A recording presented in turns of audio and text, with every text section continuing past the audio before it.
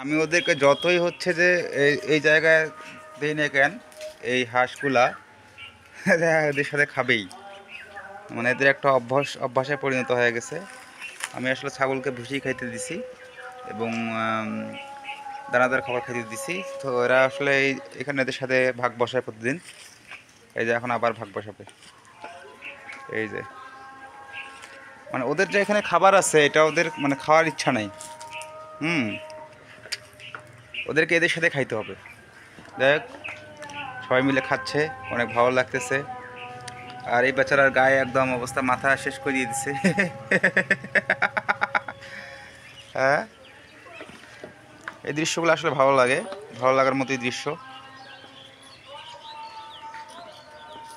হ্যাঁ, প্রতিদিন খাচ্ছে আর হচ্ছে এই যে ডিম দিচ্ছে। আজকে ডিম বের করিনি, এখনও আছে ডিম। তো এই হচ্ছে ডিম ওদের, ওরা খাচ্ছে আর হচ্ছে ডিম দিচ্ছে।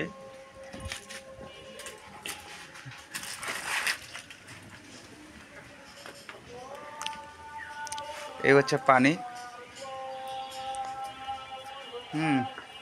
এই অল্প একটু পানিতেই ওদেরকে আমি হচ্ছে গোসল টোসল সব কিছু ওরা শেষ করে।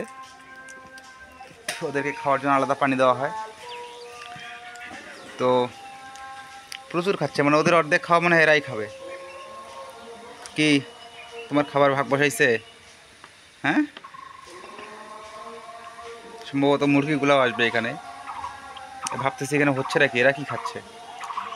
কাচ্চি বিরিয়ানি খাচ্ছে, কাচ্চি বিরিয়ানি। আয় তুইও খা। এরা একটু করে হচ্ছে এখানে খাচ্ছে আর এখানে গিয়ে গলা ভিজাচ্ছে।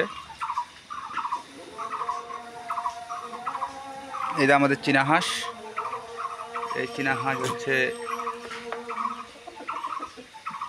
কিনে নিয়ে আসছিলাম কিছুদিন আগে, অনেক বড় হয়ে গেছে, অনেক ছোট ছিল, বড় হয়ে গেছে। ওরা এত তাড়াতাড়ি এত বড় হয়ে যাবে এটা ভাবতে পারিনি। কবুতরগুলো এরাও খাচ্ছে, দেখে খাবার দিছি হচ্ছে কিছুক্ষণ আগে। তো সবাই মোটামুটি খাচ্ছে। আর সবচেয়ে মজার বিষয় হলো, সবচেয়ে খুশির নিউজ হলো যে আমার কবুতররা ডিম দিয়েছে। এই যে ডিম, তো মোটামুটি আমার প্রায় এটা আজকে একটা ডিম পারছে, এটা সম্ভবত আজকে পারছে। আছে এই যে ডিম, মোটামুটি সবাই ডিম দিছে। তো এই হচ্ছে অবস্থা। আরও দু এক জোড়া হয়তো ডিম পারবে খুব শীঘ্রই।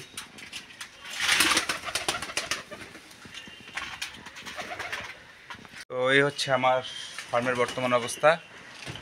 তো ভিডিওটা দেখার জন্য সবাইকে ধন্যবাদ।